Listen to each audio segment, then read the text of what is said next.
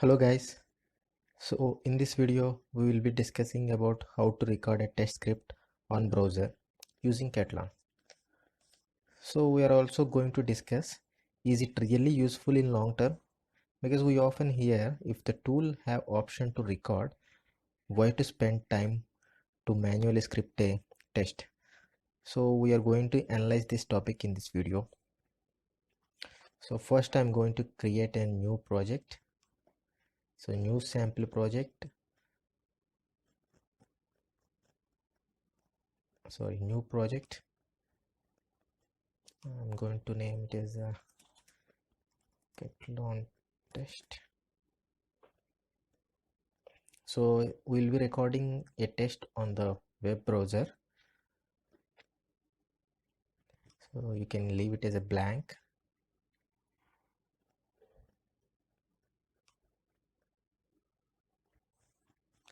So this will create a project.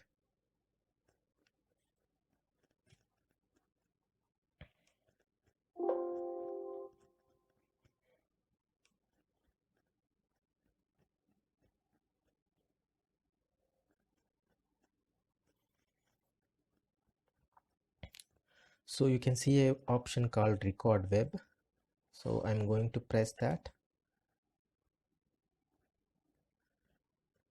So here in the URL option, you should give the web URL which you are going to start with.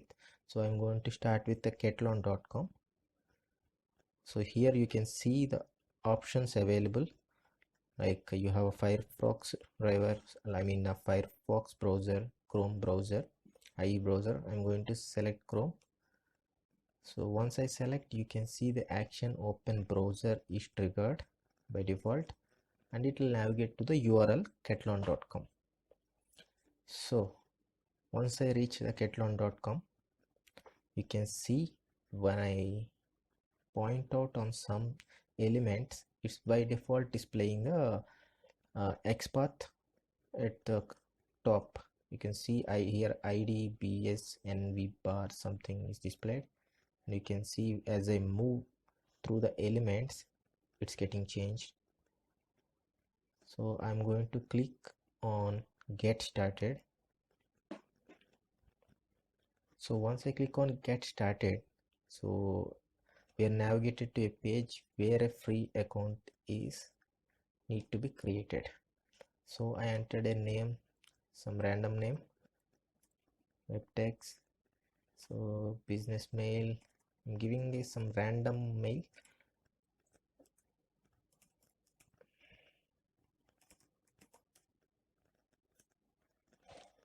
Password, some random password,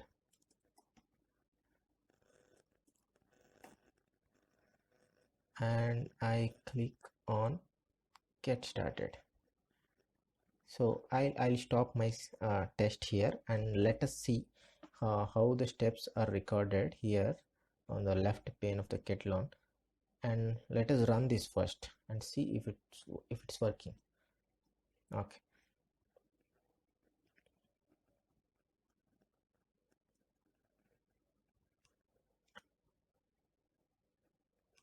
Let me save this. Okay, you can see all the objects which are recorded here. They should be saved somewhere in the object repository. We'll create a new folder. Let's name it as test1 test object. Let's name it as test1 objects. Okay, and once I click on OK, all the objects are moved to the test1 object repository. Let's name the test case. Maybe I can name it as a test record 1. Okay, so this is the test case. You can see this test case which we have recorded, and the objects. So all the objects we have moved to the test1 objects.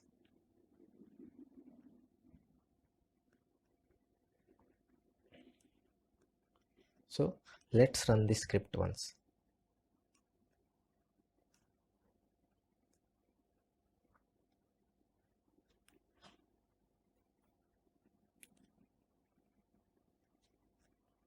So once I run the script, you can see the browser has been invoked, and we navigate to the Ketlon.com, and it clicked on get started button and entered the mail ID password as we have given, and you can see the green since all the tests are passed. You can see the log here, step by step log, where all the tests are executed, and green, which means all the tests are passed. So this is the sample test we have recorded on the Ketlon. So let's move into the topic. Is it really useful in the long term? Because often we hear from the people telling that if we can record using the tool, why can't we create the scripts using the record option? Why to spend the manual effort in scripting? So let's analyze the script. Okay, so you can see the object maps. First we'll go to the object map section. You can see the object maps which are created. So as you know, we have copied these object maps under object repository test1 objects. You see there are objects created and the naming is not at all proper. So first of all, we should rename it. So let's rename. So this one is you can see get started button. So I'll give it as get started button. So one of the advantage in Ketlon is once we rename the object map, it will reflect in all the references, or it will reflect in all the tests in which this particular object map is used. So you can see once I modify in the object map, it is modified in the test as well.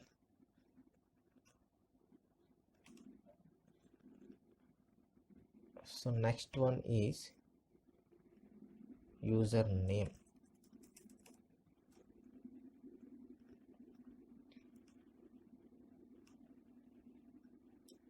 I think I have given this wrong. This should be a mail.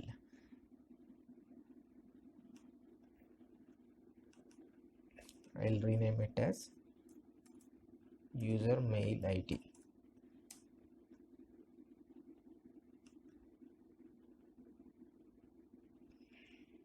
So this one is the username.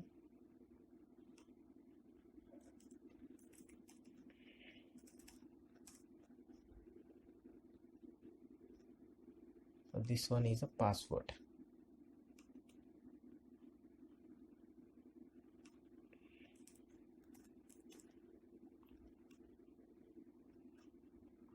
So the last one is a sign up button.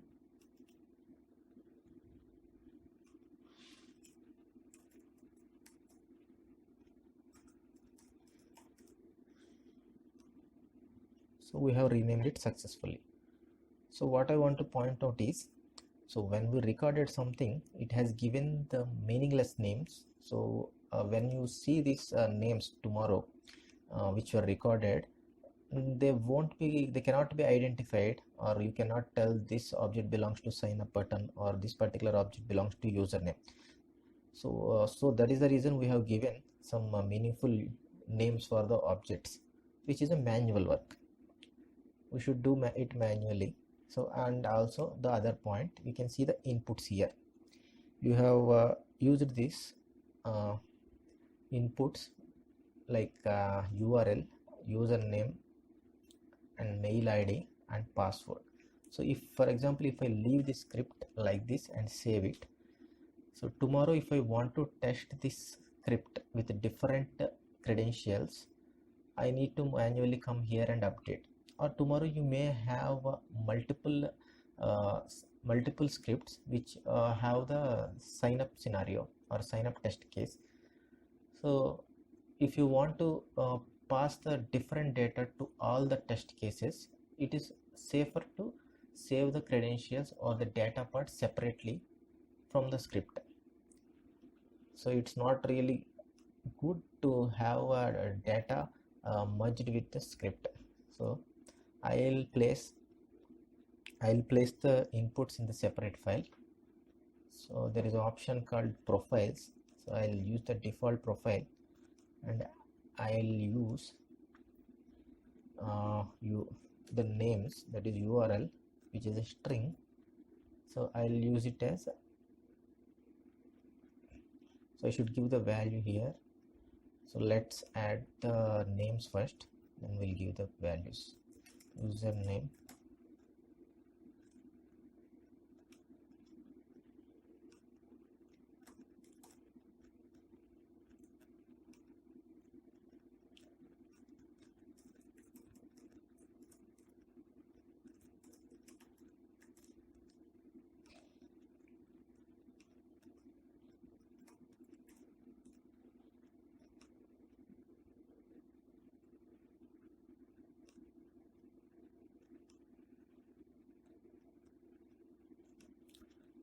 so let's give the values now.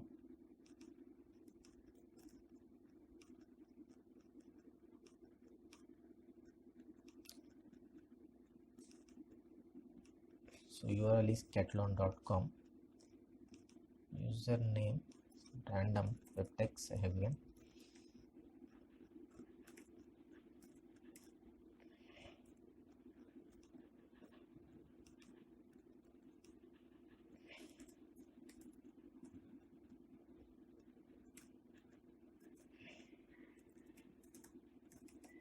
so we have given the mail ID and the password.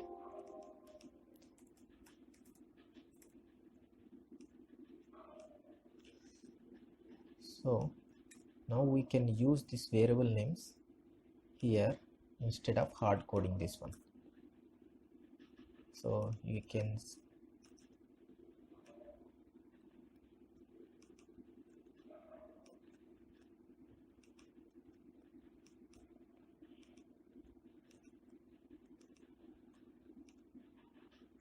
can select global variable, and you can select URL, which will pull the cathlon.com URL from the profile default. Similarly for the username as well.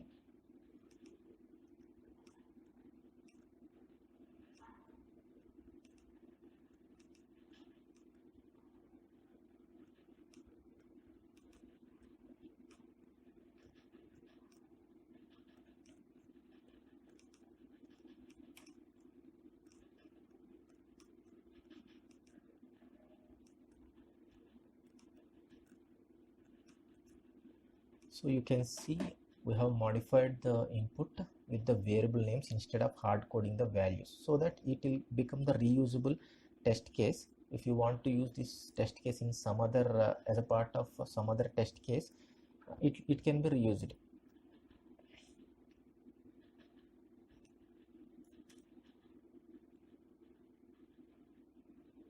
So let us run this.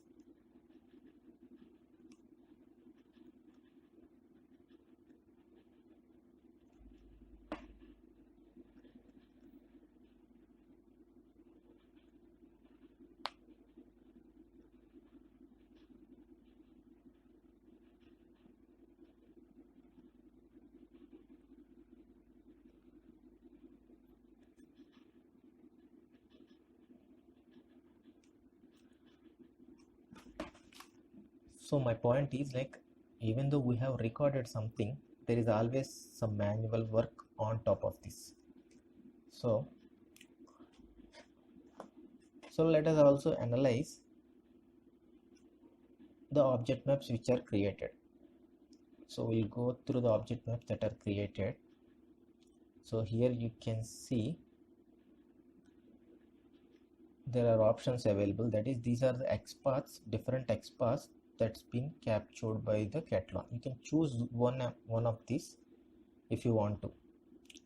This is a whatever the selected locator is being displayed, this is the default XPath that is selected by Cathlon.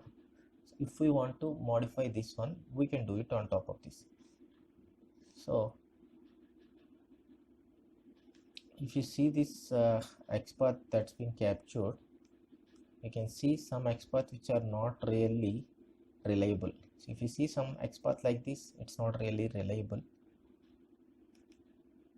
and this one and this one are not really reliable, as well as this one. This one is little better, but I don't feel this is also much reliable.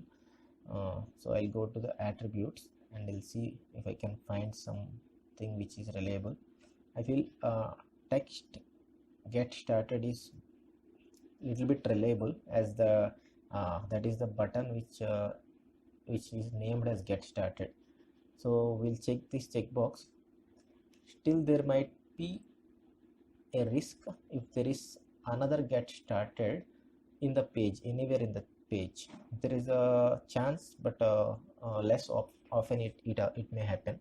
If it happens, then again we need to update here. We should come to the object map and we should choose a different XPath or different locator. Okay, I'll choose get started here. So for the password, yeah, for the password, input ID, user password, yeah, is fine.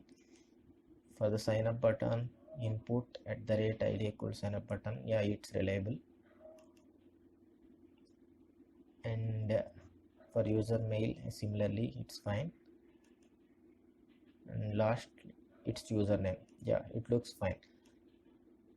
So yeah, most of the locators which are captured looks fine in this particular scenario, but in most of the cases you should revalidate. You should validate the objects which are actually captured by the Ketlon, because I see there are some absolute XPath as well which are captured.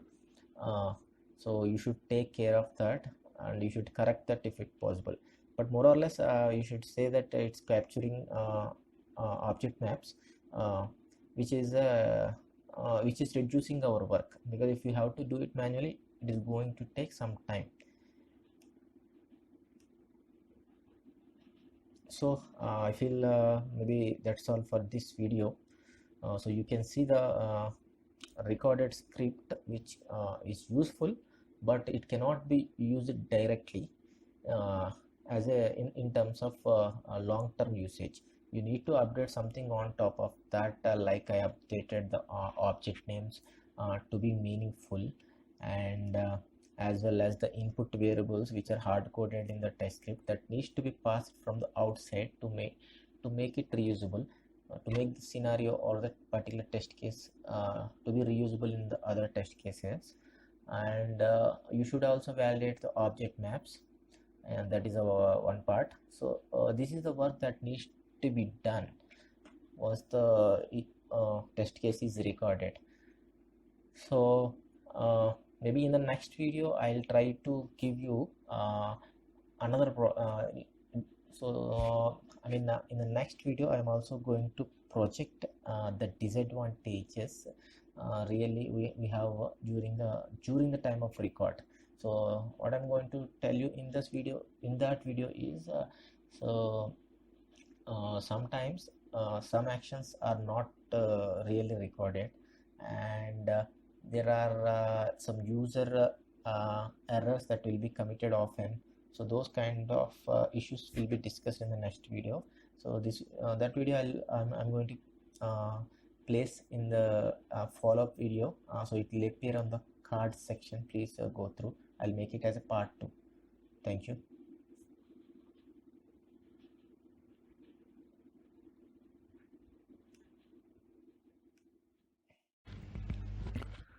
So I'll be doing part 2 for this video. So you can see in the part 1 we have discussed about the amount of effort or time that needs to be spent to correct the script that's been generated by the tool. But in the part 2 I'll be mostly concentrating on the kind of issues user face on the browser side while recording the user actions on the browser. So I'll place the video link in the description, as well as I'll place it in the cards as well. Please do check once. Thank you for watching.